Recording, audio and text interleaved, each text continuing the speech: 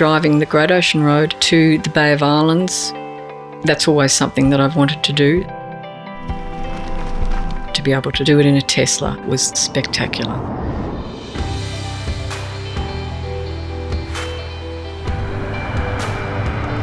Sitting in a sedan in sport mode into those corners and hugging those corners, I couldn't believe how direct it was in the steering.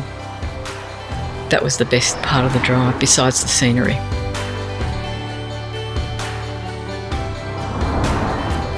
The responsiveness of the accelerator is head flipping.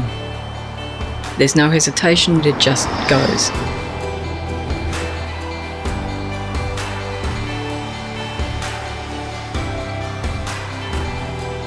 Bay of Islands, I'm just breathless about, actually.